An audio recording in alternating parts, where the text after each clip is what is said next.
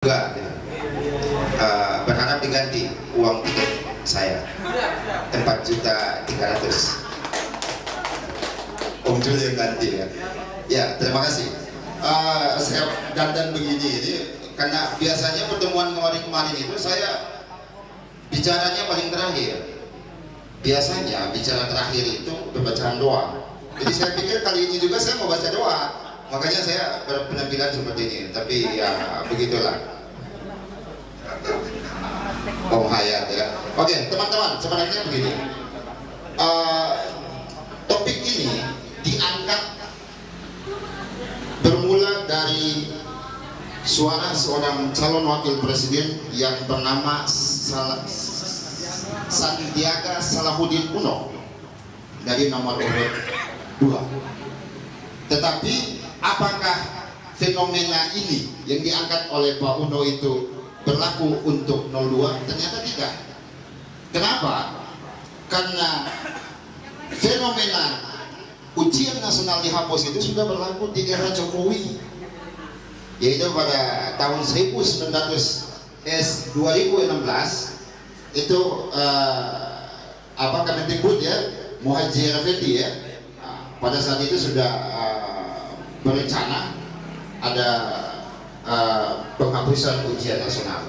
Tapi kita lepaskan itu. Kita mau ingin tahu dulu mudaratnya ujian ini.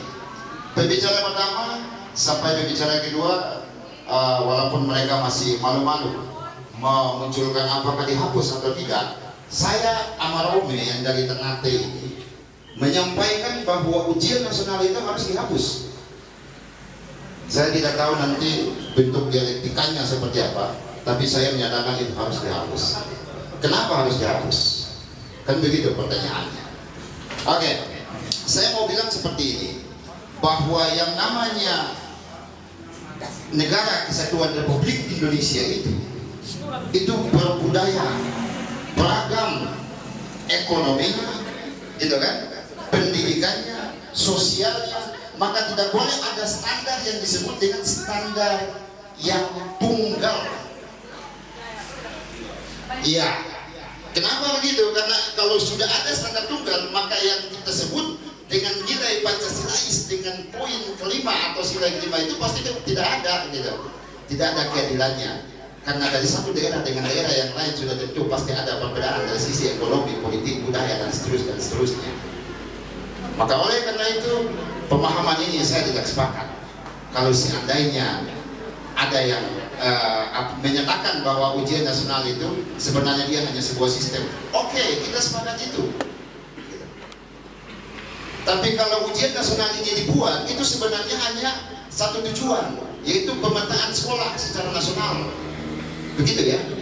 Pemetaan sekolahnya saja, peringkatnya, tingkatnya, bukan semata-mata menilai kelulusan seorang siswa. Karena nilai seorang siswa itu kalau mau lulus, dia harus mengikuti semua mata pelajaran, dia harus lulus ujian akhir semesternya, dan dia harus baik akhlaknya, dan juga salah satunya dia harus baik nilai ujian nasionalnya. Awalnya karena itu kita memang harus sepakat dulu gitu, bahwa ujian nasional ini harus dikemenangkan. Karena memang proses yang saya sebut tadi tidak adil, maka saya lebih berharap ujian nasional itu dihapuskan. Karena anak itu punya bakatnya beda-beda. Sekali lagi, karena anak itu punya bakat beda-beda. Seorang anak yang jago menggambar yang nanti akan menjadi seorang katakanlah pelukis yang handal, dia tidak akan berharap nilai matematikanya jadi bagus. Seorang anak yang mungkin dia itu sastrawan bakatnya, dia tidak akan berharap nilai biologinya bagus. Nah, oleh karena itu bakat itulah yang membuat kita tidak boleh ada standar tunggal. Harus ada face to face-nya. Jakarta sama Papua harus beda dong. Tapi kalau ujian nasional itu hanya dibuat sebagai pemetaan peringkat sekolah, saya setuju itu bisa. Tapi kalau dia dilihat sebagai indikator kemampuan para siswa, saya menganggap itu tidak adil, tidak Pancasilais. Itu sebenarnya poinnya di situ. Gitu. Iya, terima kasih. Ini kok Om Jul yang lainnya. Ini apa? Oh iya. ada hidangan soalnya. Harusnya presiden BD ini dia sebenarnya. Iya ini, waduh. Ini teman-teman, ini namanya roti jala. Roti jala ini dibuat oleh Dek Bella bersama dengan Om Jul, ya, dengan generamennya. Terima kasih Dek Bella ya, udah buatkan roti jala buat PDK. Oke, sambil yang lain memaparkan roti jala, saya mau tambahkan juga. Jadi begitu. Karena kita itu kan, kalau pendidikan itu kan punya tujuannya. Tujuan itu harus disesuaikan dengan falsafah negara itu. Kan begitu kan dalilnya kan? Tujuan itu harus sesuai dengan falsafah kita. Kalau kita bicara masyarakat yang memang punya paham katakanlah sekuler pragmatis di Eropa atau di Amerika, tentu paham mereka berbeda. Ataukah kita sepakat masyarakat yang punya pemahaman sekularisme ateis Marxis di Uni Soviet, tentu berbeda juga. Karena di sana mereka beranggapan bahwa manusia yang bahagia itu tidak dilihat lewat pendidikannya, tapi yang dilihat adalah pada perbaikan ekonomi dan taraf hidup materinya. Jadi pendidikan itu hanyalah sebuah tanda pembedaan saja, gitu. Oleh karena itu, di sana tidak, pendidikan itu kan menjadi hal mutlak, gitu. Dia hanya sebagai petanda. Maka oleh karena itu saya berharap pendidikan nasional dihapus. Setelah dihapus, kita ganti sebuah sistem bahwa untuk pemetaan sekolah itu ada sistemnya tersendiri. Tetapi kalau untuk melihat kemampuan siswa, kita kembali lagi kepada guru yang lagi-lagi tadi telah memberikan nilai kepada siswa dan mereka akan lebih tahu. Sebenarnya itu yang kami berikan ya. Sebenarnya itu yang kami ingin berikan sih. Ya, sehingga proses ini saya menyebutnya dia sebagai sesuatu yang omong kosong. Kenapa dia omong kosong? Karena kalau kita baca 80 tahun yang lalu dalam satu buku yang ditulis oleh Ki Hajar Dewantara, ia menulisnya begini, bahwa anak itu dilahirkan, dia sudah diberikan bakat kodrati yang unik. Seorang pendidik tidak akan mungkin mampu membuat jagung menjadi padi maupun padi menjadi jagung. Konsep itu dipakai di Finlandia, Indonesia nggak pakai itu. Karena di Finlandia pemerintahnya beranggapan bahwa yang namanya standar yang kaku dan yang berlebihan itu adalah musuh kreativitas. Kita di sini pakai kayak begitu.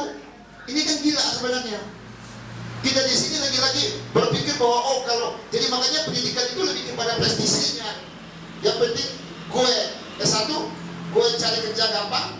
Yang penting gue S2, tetangga gue melihat gue jadi begitu, atau gue S3 dan seterusnya. Tapi konsep leluhur kalau kita pakai lewat yang namanya konferensi di Mekah pada tahun 1957, itu ada namanya konsep ilmu abadi. Itu yang harusnya kita pakai. Karena di situ ada konsep itu, dia menyebut seperti itu. Akhirnya ada Ibnu Taimiyah menyebutkan bahwa seorang yang berdiri manusia berakal adalah ia yang lebih melihat kepada hakikatnya, bukan dia terjebak kepada lahirianya. Pendidikan Indonesia belum kepada situ. Maka dia lebih berada kognitifnya. Dia belum sampai kepada yang namanya ranah psikomotor atau afektifnya. Sebenarnya kan kita maunya kan karena afektif psikomotornya itu mulai dari SD sampai ke SMA. Itu yang harus ditingkatkan. Tapi kok nyatanya jadinya begitu gitu. Walaupun saya paham bahwa ujian nasional itu juga dipakai dalam tes perguruan tinggi. Itu berlaku di Muhammad Nuh, menterinya. Jadi kalau ada ujian masuk perguruan tinggi yang SNPTN itu, yang digunakan yang dilihat adalah nilai ujian nasionalnya. Itu berlaku di sana. Tapi ingat, ada seleksi undangan, ada seleksi bersama. Itu kita melihat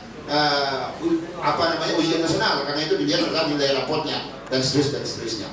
Itu yang sebenarnya ingin kami sampaikan kepada teman-teman semuanya, bahwa saya sepakat bahwa sistem ini terlalu overdosis bagi kita. Dan PDK ini kita akan berharap juga mampu melahirkan bahwa ujian nasional itu adalah sebuah sistem yang memang sangat kaku, dan itu harus dihapus. Menurut saya tidak tahu menurut yang lain. Jadi sekali lagi, hapuslah ujian nasional, maka kita mulai dengan manusia yang beradab nasional. Lewat apa? Lewat belajar keseharian kita, lewat kearifan lokal kita, mulai dari keluarga kita, ayah ibu anak kita, kakak adik kita, dan seterusnya. Maka kita akan jadi insan yang beradab, yang punya peradaban ilmu, peradaban kemanfaatan, dan peradaban hati. Terima kasih teman-teman.